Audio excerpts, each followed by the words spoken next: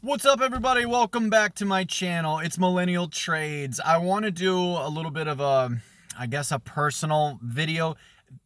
I seem to get a lot of love on the videos where I'm a little bit more personal, where I talk about things other than the markets. Not that I don't love talking about the markets and talking with you guys about it, but I get a lot of love on the personal videos. My orthodox videos, my how I got off Suboxone videos are doing very, very well, and I appreciate, all the comments and support and interest. So, that being said, I wanted to go a little bit further into, the title of this video is going to be "My Addiction is Out of Control," because it really is. I mean, it always has been, right? Some of you understand where I'm coming from. A lot of people don't understand where I'm coming from. Even like my family, a lot of friends, coworkers, stuff like that. If I were to try to explain to them, why I think I'm wired the way that I am and why I do some of the things I do and just some of my impulsive, compulsive habits and nature, most people would not understand it. They would think it simply comes down to a matter of will, which in some regard it does. But, I don't know why. I feel like coming on here and telling you guys that there's something's loose, right? Not mentally, not with my, capacity to like understand anything, right? It's nothing like that, but there's something loose up here psychologically, right? And maybe even spiritually. I think a lot of people, they don't realize how, like in my everyday life, they don't realize how sick I really am, right? And I know this is making me sound like a complete weirdo, but I am very sick spiritually, very sick psychologically, okay? When it comes to controlling a lot of my habits and my addictions and this kind of thing. So, my addiction is definitely still out of control.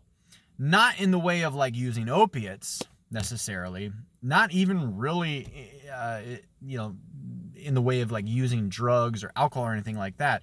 Though, I definitely push it to the extremes when I'm, partaking in my extracurricular activities. And this guy is literally going to park right in front of me with the headlights on. Hopefully there's a little bit more light on my face now because this person is parked the wrong way. So, where was I? Yeah.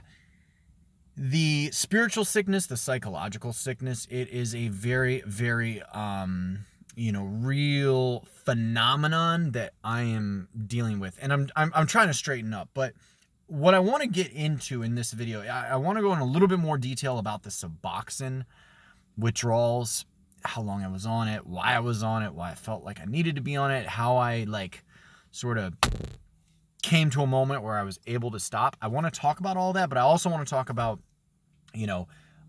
all the other ways that my addiction is completely out of control.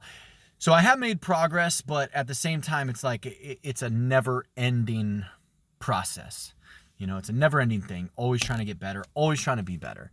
When I watch my videos, all right, from even just a few months ago when I was still on just a tiny bit of Suboxone, we're talking like 2 milligrams, less than 2 milligrams. I watch those videos and then I watch my videos today, and it's like a night and day difference, and all of my viewers can see it. I'm kind of like embarrassed, even when I'm by myself, just to watch myself when I'm on Suboxone, because it stole not only time and years from my life, but it stole my creativity, it stole my charisma, it stole my youth and vitality, it stole my optimism. It took so much from me.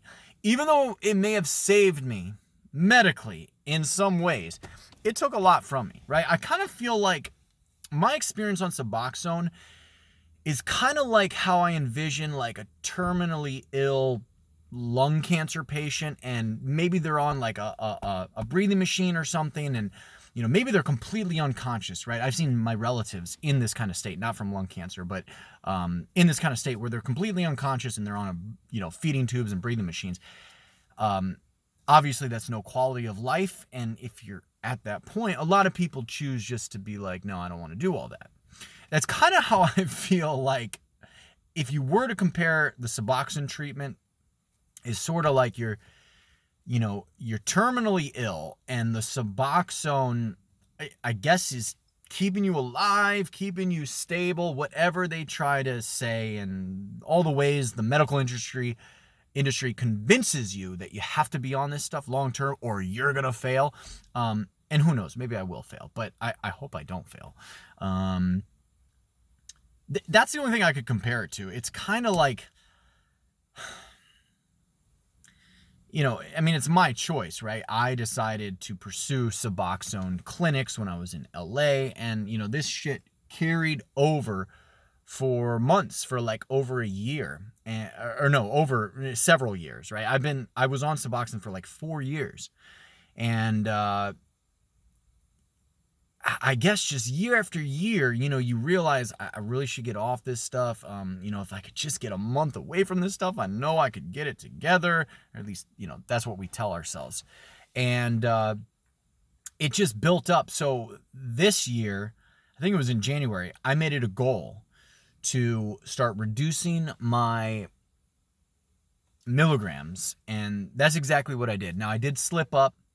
I would get all the way down to 2, and then I'd go back to 6, and then I'd get back down to 4, and then I went back up to 8, and then I cut back down to 2. And long story short, I finally was able to get down to like fractions of a milligram. Maybe that's 0.25 milligrams, maybe that's a half a milligram, whatever the case is.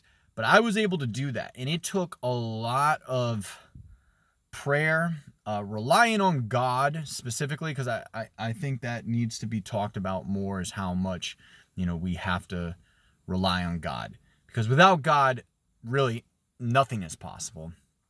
But, I was reading a lot of St. Paul and all of his letters to the different city-states in the New Testament after the first 4 books. I was reading a lot of St. Paul because for some reason, St. Paul, he discusses pharmakia, he discusses degeneracy, he discusses, everything. Not just when it comes to drugs, but sexual immoralities. And I really gravitated to St. Paul this year. And I read the New Testament like I've never read it before in my life. So I feel much more familiar with it. But that was, every single day I just had a reason to get up, read the Bible, and keep my doses low on Suboxone. Because it was at a point where I was relying on Suboxone emotionally. I was taking 8 milligrams, twice a day, sometimes 3 times a day. And this was like over a year ago now, maybe 2 years ago. And it's just too much. I can't believe they prescribed me that much. But they did, because they just want you off of heroin. They want you off of the streets, off of heroin. They don't want you committing crimes. So they just put you on this shit that's even more addicting than the heroin. But, long term, I guess it's a little bit more stable. You can work on it, all this kind of thing. With H, you can't do anything. And so, there just came a day. It was late August, and I had to go to work. And so I took my last dose at like 9 in the morning or whatever. It was a little sliver of a piece of Suboxone, and I just quit. And the withdrawals were absolutely horrible. Again, not as bad as H, where you can still kind of function, but they were terrible, right? I mean, I had to go to work like this. I had to interact with people like this. And still to this day, I still feel like an empty shell. And it's been way over 2 months. It's been almost 3 months now since I've been off this shit. And a part of me feels like an empty shell because, there's, I guess, an emotional reliance on it. There's a psychological dependence on it. And so when it's been years like this, you just sort of, you become like dependent on it. It's like your personality is completely masked by this substance, which sucks. It really sucks. And that was another thing too, is like I knew that wasn't the real me. I can watch my videos from back then, and I know that's not the real me. I know I have so much more potential. I know I have so much more to offer, and I know I have so much more to say. And so being, even though I feel like an empty shell, right? And I'm saying this because I want people to be realistic, because I know there's other people out there that will find this video. I want them to be realistic, but I also want them to be hopeful, because even though I still feel like an empty shell, and even though, late at night. Maybe I'm drowning my sorrows in the liquor or the Jägermeister, and I might be hitting the bowl a couple times a day and all this kind of shit. Which I want to get away from it all. I got away from vaping, I got away from caffeine, and my addiction is out of control. But this is the real me. This is what I'm what's going on with me, right? This is why I'm sharing it with you guys, because even though I still feel like an empty shell at times, and that's getting better, and I think working out and keeping a healthy diet, a vegan diet for me personally, the fasting, the church, the prayer, all this stuff has helped me tremendously with dealing with this sort of empty shell problem.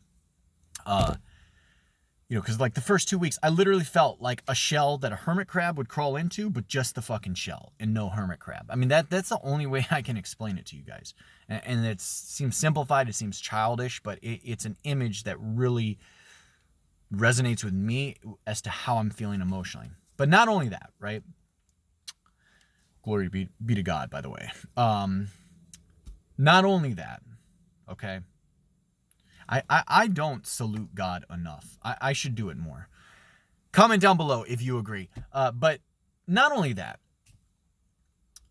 the empty shell feeling is like, even though I'm 2-3 months away from this, I also, at the same time, I feel a resurgence in my creativity levels, my motivation, and my optimistic view of my life.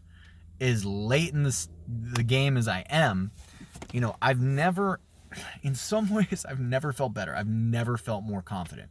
Of course, that has, a lot to do with being in the church and relying on God and making more money and being with family and not being lost in LA for years on end. Obviously my confidence is better because I'm just in a better place in life. But getting off the Suboxone has a lot to do with it. I guess I'll end with this last point. My confidence levels were just in the toilet when I was on Suboxone. It makes my voice higher. It makes me sound more nasally. I wasn't really high. I was just like dulled out. It just like dulled every sensibility, everything about me. It dulled. It didn't completely smother. It just dulls it, which is even worse because, then you're just in mediocrity. So, the Suboxone definitely held me down in mediocrity. Maybe in some ways it saved my life, but in a lot of ways, I wish I had left this shit behind years ago, 2 years ago, 3 years ago, before I came back from LA. I wish I had left that. But I would like to believe that everything is a part of God's plan, and I think God, allowed me to, descend into hell several times. Just allowed me to do it, right? It was my choice. I made the decision to reject God, and he allowed me to do it. And through these hellish experiences, I've really woken up spiritually, and I've woken up, in a lot of ways. One thing I can't believe I figured out, right, while I was on Suboxone was my financial awakening, right? Another divine miracle from God, right? It was the crash of 2020, the COVID crash. Something just clicked, and I have been involved in the markets ever since. I was up 10 grand in 2021. Now I'm down 3,500 on the year in 2022. Or actually, I was down 3,500 on the year. I'm now down only about 1,800. So we're crawling our way out. We might actually be able to make this a green year, believe it or not. But, I figured all of this out while on Suboxone. So again, a divine grace from God that I was able to come out of this and at least able to start on some new projects. Another thing I'm really into nowadays, or I wish I had more time to commit to, is role-playing games, specifically the Pendragon Arthurian game. I'm not a big fan of D&D, especially where D&D is gone now. I mean, it's just completely Marxist. I won't get into that. But, there's just been some other hobbies and interests. I mentioned in another video, I read like the entire history. For like a year, I spent on the entire history of the Anglo-Saxon England and the Vikings and all that. And that was super cool. I watched the shows. I read so many books. I got into Bede and Gildas, you know, these early Christian saints. And, you know, that was something else that I was able to accomplish while on Suboxone. So it's not like I didn't do anything right, but there was definitely a lot of lost years, a lot of lost time, a lot of lost content. And I think you guys feel it. I think you guys know it. And, you know, I think that's why the enthusiasm around my return I'm so blessed with. So with that, I will see you guys on the next video.